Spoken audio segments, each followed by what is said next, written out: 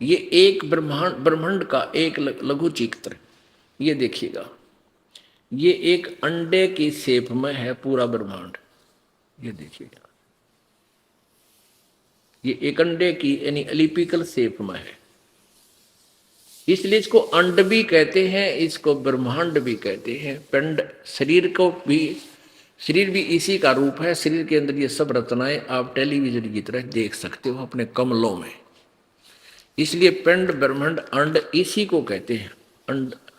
अब यहाँ क्या है कि इसमें ये नीचे एक पाताल लोक है, ये सूतल रसातल तलातल, ये अन्य लोक है, ये पृथ्वी लोक है, ये स्वर्ग लोक है और नरक साथ में है। ये धर्मराय का लोक है, ये यहाँ मानसरोवर इसने अपना बना रखा कालनस। और ये श्री शिव का लोक, काल के पुत्र का, तमगुण शिव का। और ये ब्रह्मा जी का, रजोगुण ब्रह्मा जी का लोक, ये विश्व सतोगुण विष्णु जी का लोक, ये इनकी राजधानियां हैं।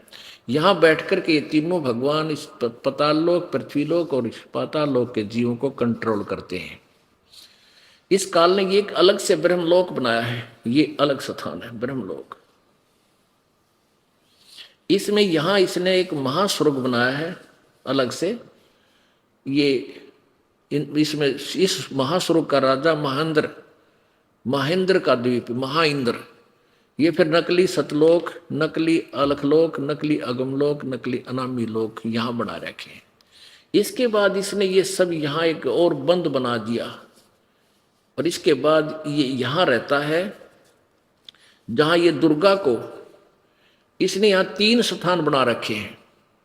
एक तो रजोगुण प्रधान क्षेत्र, एक सतोगुण प्रधान क्षेत्र और एक तमोगुण प्रधान क्षेत्र। अब इसमें जब ये इस सतोगुण प्रधान रजोगुण प्रधान क्षेत्र में आते हैं, दुर्गा को ये सावित्री रूप बना लेता है और स्वयं ब्रह्मा रूप धारण कर लेता है। तो इस वेशभूषा में ये दोनों होते हैं। तो इन दोनों के संयोग से जो पुत्र उत्पन्न होता है वो रजोगुण युक्त हो जाता है और उसका नाम ये ब्रह्मा रख देते हैं। ये एक एक गुण युक्त कैसे बनाए जाते हैं, ये स्थान अब ध्यान से सुनिए। जैसे एक मकान में और 3 कमरे हों, 3 कक्ष रूम हो, उस एक कमरे में तो साधु संत फकीरों के भक्तों के चित्र लगे हों, वहां जाते ही आपका स्वभाव एकदम शांत और बहुत ही विकार रहित बन जाता है, बिल्कुल शांत हो जाते हो। और एक कमरे में लगे हैं अश्लील चित्र, अर्धनग्न शरीर, तो उसमें जाते ही आपके अंदर अपने आप उथल पुथल शुरू हो जाएगी, वो गंदी विचार उत्पन्न हो जाएंगे, उसी तरह आपका शरीर स्वभाव बन जाएगा। और तीसरे में लगा रखे हैं इन देशभगत क्रांतिकारी और शूरवीरों के चित्र, वहां जाते आपका शरीर उसी तरह गर्म होने लग जाएगा और उनकी इतिहास याद करके आपके अंदर कुछ समय के लिए तो उसी तरह की भावना बन जाएगी। तो इस काल ने 3 स्थान बना रखे ऊपर, सबसे ऊपर ब्रह्मांड में, वहां कोई नहीं जा सकता इसके आगे हुक्म बिना, दुर्गा भी नहीं जा सकती। जब ये चाहता है तब उसको वहां बुला लेता है। अब वहां इसने 3 स्थान बना रखे, एक रजोगुण प्रधान क्षेत्र और एक सतोगुण प्रधान क्षेत्र, एक तमोगुण प्रधान क्षेत्र। जब ये रजोगुण प्रधान क्षेत्र में दोनों रहते हैं तो वहां ये स्वयं, जैसा आपने ब्रह्मा के चित्र देखा, ऐसा रूप बनाता है और दुर्गा को भी सावित्री रूप में रखता है। इन दोनों के योग संयोग से पति पत्नी व्यवहार से जो पुत्र उत्पन्न होता है वो ऑटोमेटिकली उसी स्वभाव का हो जाता है और उसको अचेत कर देते हैं, बेहोश कर देते हैं और अलग से रख लेते हैं और फिर उसको परवरिश करते रहते हैं। जब युवा होता है तब उसको सबको सचेत इकट्ठा करते हैं। और जिस समय ये सतोगुण प्रधान क्षेत्र में होते हैं वहां ये विष्णु रूप धारण कर लेता है, दुर्गा को लक्ष्मी रूप धारण कराता है और उस समय इनके संयोग से जो पुत्र उत्पन्न होता है वो उसी सतोगुण से युक्त हो जाता है। और तीसरे स्थान पर ये शिव के रूप में रहता है। जैसे ऐसे ही जटा बढ़ा ली, गले में सांप डाल लिए और दुर्गा को पार्वती रूप बना देता है। इन दोनों के संयोग से पति पत्नी व्यवहार से जो पुत्र उत्पन्न होता है वो तमोगुण युक्त ऑटोमेटिकली हो जाता है, उसमें स्वभाव जन्म से हो जाता है। एक घर में एक लड़का छोटा सा बालक चोरी करा करता, चोरी करने लग गया और नाम भी ले रखा उसने। तो उसकी दादी ने नाम ले रखा, लड़के ने भी नाम ले लिया, लड़के की मां ने ले लिया, और उसका पिताजी चोरी करा करता। तो वो लड़का नाम भी ले लिया, 1 साल हो गया, फिर भी वो छोटी मोटी चीज किसी की ठा लावे, चुरा लावे, 8, 7, 10 वर्ष का बच्चा हो गया। तो उसकी दादी ने शिकायत करी कि महाराज जी ये चोरी नहीं छोड़ता, जब हम घर घर जाया करते थे सत्संग करने। मैंने उस बच्चे को बुलाया, अब बेटा तू चोरी क्यों करता है, तू भक्त है, तेरा नाम खंड हो जाएगा। कहने लगा महाराज जी पता नहीं मेरे ऐसी हुक किसी उठे है, जानू ईश्वर चीज ने ठाकर भाज लूँ। मैं बोला बेटा ये त्याग दे बुराई। तो फिर वहां बताया उन्होंने कि इसका पिता चोर है और वो भी चोरी करता है, और उस बच्चे का के अंदर वो गुण पिता वाला विद्यमान है। अब बाद में तो उसने त्याग दिया, खैर परमात्मा कहते हैं उसमें परिवर्तन आ ही जाता है, अच्छे परमात्मा की महिमा सुनने से बाद में उस बालक ने छोड़ दिया। तो उस पिता के गुण उसमें विद्यमान थे, वो चोरी वाले। ऐसे ही जिस भी स्वभाव से जैसे ये वहां रहता है, काल उसी स्वभाव के बालक उत्पन्न करके रजगुण ब्रह्मा बना देता है, सतगुण विष्णु, तम गुण शिव जी। अब ये दास ने आपको एक चित्र दिखाया, अब ये श्रीमद देवी भागवत आपका आराम तो समझ में आ जाएगी। अब देखना पुण्यात्माओं, ये इतना प्रयत्न ये दास जो कर रहा है आपको संशय रहित करने के लिए, और जब तक आप संशय रहित नहीं होगे आप भक्ति नहीं कर सकते। कोई ना कोई काल का दूत आपने ऐसा बिगाड़ देगा, ऐसे जो गप्पे मारेगा और आपको भक्ति से दूर कर देगा। ये दास चाहता है कि आपको ऐसा मास्टर बना दूं, चाहे ब्रह्मा विष्णु महेश भी आ जाए खुद, तो भी आपने कहोगे नहीं महाराज जी हमने ज्ञान प्राप्त हो गया। आपने चाहिए था जो हमारे साथ, आपने कल्याण कराना तो हमारे साथ आओ। हम आपके ज्ञान से संतुष्ट नहीं हो सकते किसी सूरत में। अब देखो श्रीमद देवी भागवत, अब देखिएगा श्रीमद देवी भागवत गीता प्रेस गोरखपुर से प्रकाशित वही है जो पहले आपको दिखाई। ये बार बार दिखाना इसलिए आवश्यक है क्योंकि ये फिल्म बनकर जाएगी, सीडी बन रही है और भक्तों के पास जाएगा। संपादक हनुमान प्रसाद पोदार, चिमनलाल गोस्वामी। तो कोई किसी सीडी को देख पाओगा, कोई किसी को ना देख पाएगा, तो प्रत्येक में प्रमाण हो तो शीघ्र समझ में आएगा। प्रकाशक एवं मुद्रक गीता प्रेस गोरखपुर, गोविंद भवन कार्यालय कोलकाता का संस्थान। अब इसके तीसरे सकंद में पृष्ठ नंबर 113 से श्रीमद देवी भागवत तीसरा सकंद पृष्ठ 113 है। जन्मे जय ने पूछा भगवान आपने अंबा यज्ञ अर्थात परम पवित्र नवरात्र व्रत करके उसके द्वारा देवी की आराधना करने की आज्ञा दी है, अतः वे कौन देवी हैं, कैसे और कब प्रकट हुई, यानी कब उसका जन्म हुआ, उनके पधारने का क्या उद्देश्य है, तथा वे किन गुणों से विभूषित है, अंबा यज्ञ किस प्रकार होता है, उसका कैसा स्वरूप है। ब्रह्मन साथ ही विस्तार पूर्वक ब्रह्मांड की उत्पत्ति भी कही है, क्योंकि भूदेव ब्रह्मांड के विषय में जो कुछ कहा गया है वह जैसा जो है वे सभी बातें आप जानते हो। मैंने सुना है ब्रह्मा विष्णु और रुद्र ये 3 सगुण देवता हैं। अब स्पष्ट कह रहा है, ये जन्मेजय व्यास जी से पूछ रहा है कि मैंने सुना है ब्रह्मा विष्णु और रुद्र यानी महेश ये सगुण देवता है, यानी रजगुण ब्रह्मा है, सतगुण विष्णु, तमगुण शिव। आगे देखो, कर्म से सृष्टि पालन और संहार कार्य उत्तरदायित्व इन पर रहता है। परमानंद पराशर नंदन व्यास जी, अब मैं इनके विषय में विस्तार पूर्वक सुनना चाहता हूं, आप बतलाने की कृपा करें। व्यास जी कहते, राजन तुम्हारी बुद्धि बड़ी विशाल है।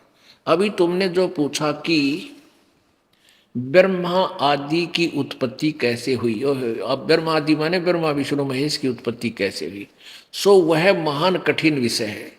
इसमें अनेक प्रश्न उठ जाते हैं। यही प्रश्न पूर्व समय में मैंने नारद जी से किया था। मैंने कहा, मुने आप बुद्धिमान हैं और मुझे यह बताने की कृपा कीजिए कि इस विस्तृत ब्रह्मांड के प्रधान कर्ता कौन है। मुनिवर, यह ब्रह्मांड कहाँ से उत्पन्न हो गया। द्विजवर, साथ ही यह भी बताइए कि यह ब्रह्मांड विनाशशील है अथवा रहने वाला। इसकी रचना करने वाला इसकी रचना करने वाला 114 पृष्ठ, करने वाला कोई एक है अथवा अनेक है।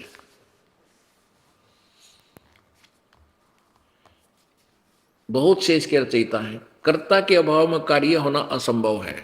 यह प्रश्न मेरे मन में उठता रहता है। कुछ लोग भगवान शंकर को परम कल्याण कारक मानकर जगत का रचैया बतलाते हैं। वे कहते हैं कि देवादिदेव भगवान शंकर अविनाशी पुरुष हैं। उनका कभी जन्म और मरण नहीं होता। वे आत्मा में रमण करने वाले हैं। वे देवताओं पर भी उनका शासन रहता है। तीनों गुण रहते हुए भी उनसे वे निर्लिप्त रहते हैं। वे संसार रूपी सागर के उद्धार करने के लिए सदा तत्पर रहते हैं। अतः वे सृष्टि सत्य और संहार के आदि कारण हैं। दूसरे लोग भगवान विष्णु की प्रशंसा किया करते हैं। वे शक्तिशाली पुरुष, अव्यक्त, अखिल, ऐश्वर्य से संपन्न परब्रह्म परमात्मा है। उनकी कृपा से भक्ति मुक्ति दोनों सुलभ है, वो हो जाती हैं। ऐसे ऐसे दूसरे लोग ब्रह्मा जी को सृष्टि का प्रधान कारण बतलाते हैं। कितने ही आचार्य भवानी यानी दुर्गा को संपूर्ण मनोरथ पूर्ण करने वाली बतलाते हैं। वे आदि माया महाशक्ति एवं परम पुरुष के साथ रहकर कार्य संपादन करने वाली प्रकृति है। ये ध्यान रखना कि प्रकृति दुर्गा को कहते हैं। ये गीता जी में काम आओगा आपका, जब ब्रह्मा विष्णु महेश की उत्पत्ति गीता जी में दास लिखा होगा। ब्रह्म के साथ यानी काल के साथ उनका अभेद संबंध है, यानी पति पत्नी रूप में रहते हैं। वो अर्धंगी है इसकी। वे सृष्टि सतिथि और संहार कार्य में संलग्न रहती है। संपूर्ण प्राणियों एवं देवताओं की भी जननी है। उनका कभी जन्म और मरण नहीं होता। वैष्णवी, सांभवी, ब्राह्मी, वासवी, वारुणी, वाराही, नरसिंही एवं अद्भुत महालक्ष्मी उन नामों से विख्यात है।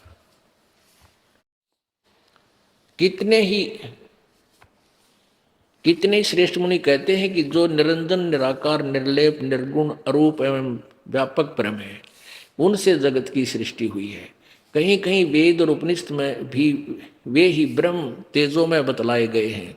वे प्रधान पुरुष हैं। हजारों मस्तकों, हजारों कानों, हजारों हाथों, मुखों, चरणों का संपन्न है। आकाश विष्णु का चरण है। यह बात स्पष्ट रूप से कही गई है। विद्वान पुरुष शांत निरंजन विराट पुरुष को ही प्रधान बताते हैं।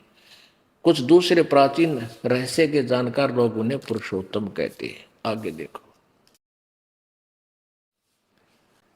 नारद जी कहने लगे, यहां देखिए 115 पे, यह आप यहीं पढ़ रहे थे, अब यहाँ नारद जी कहने लगे, व्यास जी, प्राचीन समय में एक समय की बात है, यही संदेह मेरे हृदय में उत्पन्न हो गया था। तब मैंने, यानी नारद जी कह रहे हैं, व्यास जी जो तूने पूछा आपने वही मैं बता रहा हूं कि मेरे भी ये शंका उत्पन्न हो गई थी। मैंने अपने पिता ब्रह्मा से पूछा था।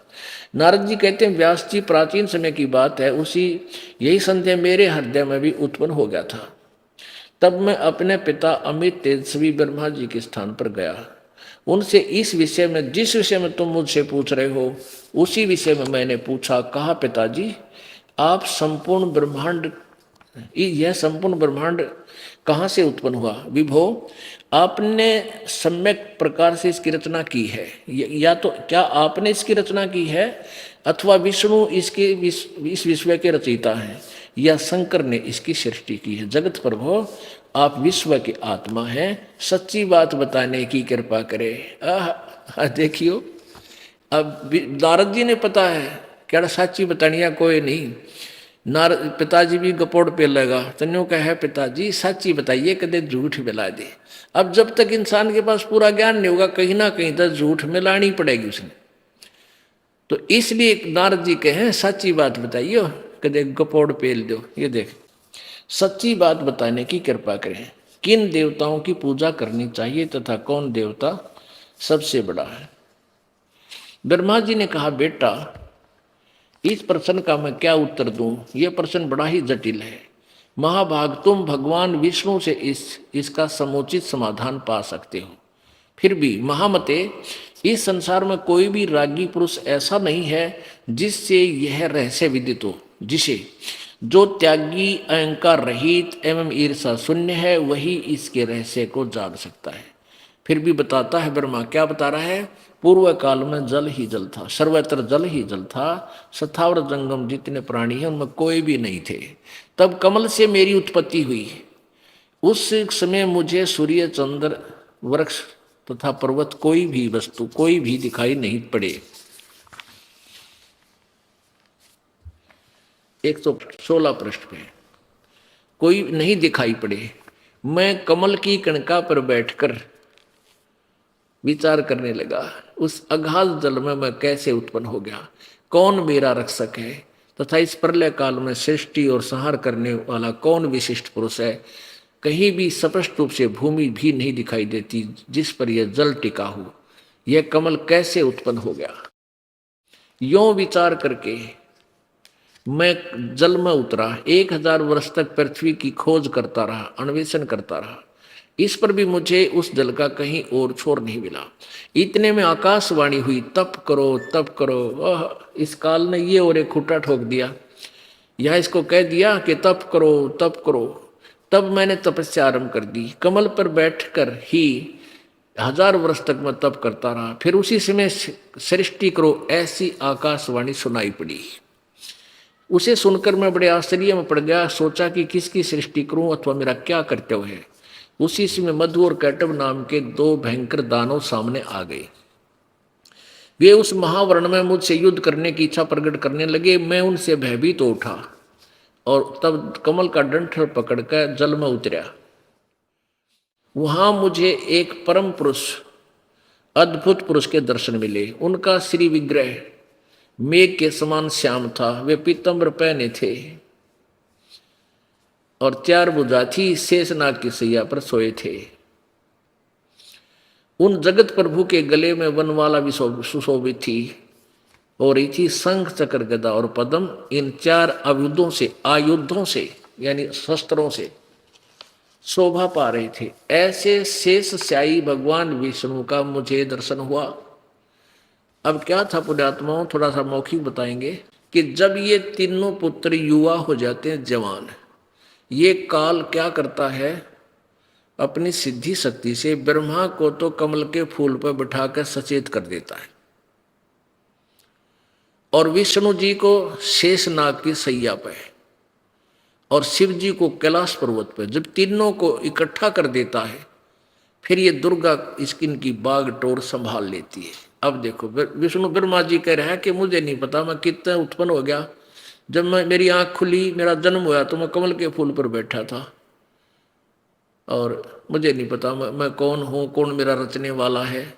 अब परमात्मा कबीर सिंह जी कह रहे थे, वाणी आपने सुनी कि 3 देवा सो उसको धावे, निरंजन का वो पार नहीं पावे, काल को भी ना समझ पाए ये अभी तक। अब आगे देखो, वहां पर फिर विष्णु मिला इनको, विष्णु जी मिले शेषनाग के सैया पर विष्णु जी का दर्शन हुआ। वे योग निद्रा के वशीभूत होकर गाढ़ी नींद में सोए पड़े थे। उनकी सारी चेष्टाएं शांत थी। नारद जी शेषनाग की सैया पर सोए हैं उन प्रभु को देखकर मेरा मन चिंतित हो उठा। इतने में भगवती योग निद्रा याद आ गई। मैंने उनका सत्वन किया। तब ये कल्याणमयी भगवती या दुर्गा भूतनी की तरह विष्णु में प्रवेश करके बेहोश करने पड़ी थी। यानी बहुत से रूप बनाकर ये अपनी लीला करती है। अभी आपने पढ़ा था शिव पुराण में। अब श्री विष्णु के विग्रह से तब वे कल्याणमयी भगवती यानी दुर्गा श्री विष्णु के विग्रह से निकलकर अत्यंत रूप धारण करके आकाश में विराजमान होगी। दिव्य आभूषण उनकी छवि बढ़ा रहे थे। जब योग निंद्रा श्री विष्णु के शरीर से निकलकर अलग होगी, निकलकर विग्रह माने शरीर से अलग होकर आकाश में विराजने लगी, तब तुरंत ही श्री हरि यानी विष्णु जी उठ बैठे। उन्होंने मधु और कैटव के साथ 5000 वर्षों तक बड़ी घमासान लड़ाई की। तब वे दैत्य मरे। पहले देवी के कटाक्ष से मधु और कैटव मोहित हो गए थे। उसके बाद भगवान विष्णु ने गोद में लेकर उन्हें वहीं प्राण रहित कर दिया। अब वहां मैं और भगवान विष्णु दो थे, वहीं ये रुद्र भी प्रकट हो गए। अब वहां कहते हैं वो तीसरा और भेज दिया काल ने प्रेरणा करके, रुद्र यानी उस महेश। हम तीनों को भगवती अध्या शक्ति के दर्शन हुए, यानी दुर्गा दिखाई दी। उन्हें देखकर मन मुग्ध हो गया। हमने उनकी उत्तम स्तुति की। तब वे आदि शक्ति हम लोगों से कहने लगी, ये दुर्गा बोली, देवी ने कहा, ब्रह्मा विष्णु और महेश्वर, तुम भली भांति सावधान होकर अपने अपने कार्य में संलग्न हो जाओ। सृष्टि स्थिति और संहार ये तुम्हारे कार्य है। ब्रह्मा जी कहते हैं भगवती अध्या शक्ति की वह वाणी बड़ी मधुर एवं सुंदर सुखप्रद थी। हमने वह स्पष्ट सुनी। हम लोगों ने उनसे कहा, माता, हम किस प्रकार इन प्रजाओं के सर्जन आदि कार्य करने में सफल हों। विस्तृत भूमि का अभाव है, सभी स्थान जलमग्न है। हमारी बात सुनकर उन कल्याण स्वरूपिणी भगवती का मुखमंडल मुस्कान से भर गया। इतने में एक सुंदर विमान आकाश से उतरा, काल ने भेज दिया। तब उन देवी ने हमें आज्ञा दी, देवताओं, निर्भीक होकर इच्छा पूर्वक इस विमान में प्रवेश कर जाओ। ब्रह्मा विष्णु और रुद्र, आज मैं तुम्हें एक अद्भुत दृश्य दिखलाती हूँ। हमने भगवती की बात सुनकर उसे शिरोधार्य कर लिया और उस रतन जड़ित विमान पर चढ़कर हम लोग आराम से बैठ गए। ये ऐसे बैठे हैं, ये दुर्गा खड़ी है, बैठ गई। हम तीनों देवताओं को उस पर बैठे देखकर देवी ने अपने सामर्थ्य से, अपनी शक्ति से विमान को आकाश में उड़ा दिया। ब्रह्मा जी कहते हैं, मन के समान तीव्र गति से चलने वाला वह विमान जिस अपरिचित स्थान पर गया, वहां संपूर्ण फलों से लदे हुए अनेक सुंदर वृक्ष थे। आगे एक अत्यंत सुंदर नगर दिखाई पड़ा। अद्भुत चार द्वारी उस नगर की छवि बढ़ा रही थी। उसमें बहुत से ऊंचे ऊंचे महल थे। उचित स्थान पर यज्ञशाला बनी थी। अक्षर भर के बाद वह विमान एक दूसरे सुंदर प्रदेश में पहुंचा, जहां हमने देखा अनूप नंदनवन था, ऐसे ऐसे थे। और देखा तो वहीं महाभाग इंद्र भी थे। उनके समीप उनकी प्राण प्रिया सची विद्यमान थी। उस स्वर्ग के दृश्य को देखकर हम अब ये ऊपर ब्रह्मलोक में भेज दिए, जो अभी आपको दिखाया था, देखना 118 पृष्ठ पे। आश्चर्यचकित हो गए। इतने में हमारा विमान तेजी से चल पड़ा और दिव्य धाम ब्रह्मलोक में जा पहुंचा। संपूर्ण देवता उस नगर के सामने मस्तक झुकाया करते थे। वहां एक दूसरे ब्रह्मा विराजमान थे। एक और बैठा था युग काल ब्रह्मा रूप बना के ऊपर। उन्हें देखकर भगवान शंकर और विष्णु को बड़ा आश्चर्य हुआ। सभा लगी थी। भगवान शंकर और विष्णु ने मुझसे पूछा, चतुरानन यानी हे ब्रह्मा, ये अविनाशी और ब्रह्मा कौन है? मैंने उत्तर दिया, मुझे कुछ पता नहीं। सृष्टि के अधिष्ठता ये कौन है? भगवान मैं कौन हूं? ये कौन है? हमारा उद्देश्य क्या है? इस उलझन में मेरा मन चक्कर काट रहा है। इतने में मन के समान तीव्रगामी वह विमान तुरंत वहां से चल पड़ा और कैलाश के सुर में शिखर पर जा पहुंचा। वहां यो काल शिव रूप में बैठा था। वहीं विमान के पहुंचते ही एक भव्य विमान भवन से त्रिनेत्रधारी भगवान शंकर निकले। वे नंदी वृषभ पर बैठे थे। उनके 5 मुख थे।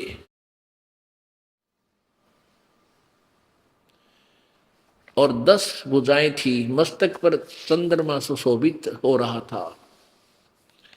अक्षण भर के बाद वह विमान उस शिखर से भी पवन की समान तेज चाल से उड़ा और बैकुंठ लोक में पहुंच गया। वो सतोगुण प्रधान क्षेत्र में जहाँ ये काल महाविष्णु रूप में था पहुंच गया। वहां भगवती लक्ष्मी का विलास भवन था। बेटा नारद, वहां मैंने जो संपत्ति देखी उसका वर्णन करना मेरे लिए असंभव है। उस उत्तम पुरी को देखकर विष्णु का मन आश्चर्य के समुद्र में गोते खाने लगा। वहां कमल लोचन श्री हरि विराजमान थे। वो काल विष्णु रूप में विराजमान था और वहां दुर्गा लक्ष्मी रूप में थी। अलसी के फूल के समान उनके श्री विग्रह की कांति थी। पीताम्बर पहने थे, 4 भुजाएं थी। वे पक्षी राज गरुड़ पर विराजमान थे। दिव्य आभूषणों से उनकी अनुपम शोभा हो रही थी। प्राण प्रिया लक्ष्मी जी चंवर ढुला रही थी। ओहो, उन सनातन श्रीहरि की झांकी पाकर हम भी भौचक्के से रह गए। एक दूसरे को देखते हुए हम विमान में एक उत्तम आसन पर बैठे रहे। इतने में ही पवन से बातें करता हुआ वह विमान तुरंत उड़ गया। आगे अमृत के समान मीठे जल वाला समुद्र मिला। उसका जल बड़ा ही मधुर था। अब 119 पृष्ठ पे यहां दुर्गा की न्यारी अलग से एक राजधानी है। वही एक मनोहर द्वीप था। उस द्वीप में एक मंगलमय मनोहर पलंग बिछा था। उस पलंग में सुंदर रत्न जड़े थे। उस उत्तम पलंग पर एक दिव्य रमणी बैठी थी या दुर्गा बैठी थी। वे ऐसी प्रभाव पूर्ण देवी थी मानो करोड़ बिजलियां एक साथ चमक रही हो। अत्यंत सुंदर मुख था, लाल लाल दांत थे, करोड़ों लक्ष्मियों से भी अधिक वह सुंदर थी। उन्हें देखकर हम सभी महान आश्चर्य में पड़ गए। कुछ समय तक हम वहीं ठहरे रहे। आपस में कहने लगे, ये सुंदरी कौन है, इसका क्या नाम है? हम इसके विषय में बिल्कुल अनभिज्ञ है। बता, अपनी मां ने ना जानते क्यों बेहोश कर रखे थे। नारदियों संदेहग्रस्त होकर हम लोग वहां रुके रहे तो भगवान विष्णु ने उन चारों साहिनी भगवती को देखकर काल ने विष्णु में अपने बैकग्राउंड दिखा दी, बालकपन की झलक है। विवेक पूर्वक निश्चय कर लिया कि ये भगवती जगदम्बिका है। तब उन्होंने कहा कि ये भगवती हम सभी की आदि कारण है, महाविद्या महामाया इन्हीं के नाम है। ये पूर्ण प्रकृति है, दुर्गा को प्रकृति कहते हैं। और देखो यहाँ कमाल कर दिया। 120 पृष्ठ पे तीसरा सकंद चल रहा है। ये तीसरा सकंद ही चल रहा है 120 पृष्ठ पे। अब यहाँ विष्णु जी कहते हैं ये वे ही दिवांगना है या वही दुर्गा वही देवी है जिनके प्रलय वर्ण में, यानी जो पानी था, कुछ भी नहीं था, जल ही जल था, प्रलय वर्ण में मुझे दर्शन हुए थे। उस समय मैं बालक रूप में था। विष्णु जी कहे मैं छोटा सा बच्चा था और मुझे पालने पर ये झुला रही थी। वट वृक्ष के पत्थर पर सुदृढ़ सैया बिछी थी। उस पर लेट कर मैं पैर के अंगूठे को अपने कमल जैसे मुख में लेकर चूस रहा था। बता के कसर रहेगी भाई। इन्हें देखकर मुझे पहले की बात याद आ गई, ये हम सबकी जननी है। अब देखो 121 पे भगवान विष्णु बोले प्रकृति देवी को नमस्कार है, भगवती विधात्री को निरंतर नमस्कार है। अब 123 पर पढ़ेंगे हम। विष्णु जी दुर्गा की स्तुति कर रहे हैं और क्या बोले। अब 123 पृष्ठ पर देखिएगा। 123 पृष्ठ पे है ये तीसरा सकंद जो बार बार आपको दिखाता है दास। आज कंप्लीट दिखाने का सौभाग्य मिला ये, क्योंकि सृष्टि रचना में ये सारा ही इतिहास सुनाना पड़ता है। भगवान विष्णु जी अब दुर्गा की महिमा गा रहे हैं। तुम शुद्ध स्वरूपा हो, यह सारा संसार तुम्ही से उद्भासित हो रहा है। मैं ब्रह्मा और शंकर हम सभी तुम्हारी कृपा से विद्यमान है। हमारा आविर्भाव माने जन्म और त्रोभाव माने मृत्यु। हमारा तो जन्म और मृत्यु हुआ करता है, केवल तुम ही नित हो, जगत जननी हो, प्रकृति और सनातनी देवी हो। प्रकृति दुर्गा को कहते हैं। भगवान शंकर बोले देवी यदि महाभाग विष्णु तुम्ही से प्रकट हुए हैं तो उनके बाद उत्पन्न होने वाले ब्रह्मा भी तुम्हारे बालक हुए। फिर शंकर जी भी गवाही दे रहा है। फिर मैं तमोगुणी लीला करने वाला शंकर क्या तुम्हारी संतान नहीं हुआ, अर्थात मुझे भी उत्पन्न करने वाली तुम ही हो। शिवे संपूर्ण संसार की सृष्टि करने में तुम बड़ी चतुर हो। इस संसार की सृष्टि स्थिति और संहार में तुम्हारे गुण सदा समर्थ है। उन्हीं तीनों गुणों से उत्पन्न हम ब्रह्मा विष्णु एवं शंकर नियमानुसार कार्य में तत्पर रहते हैं। अभी से सिद्ध हो गया, कति क्लियर हो गया। विष्णु जी का मैं छोटा सा बालक था और अपने पैर के अंगूठे मुंह में चूस रहा था। अब काल ने वह बैकग्राउंड दिखाई दी, पीछे की फिल्म।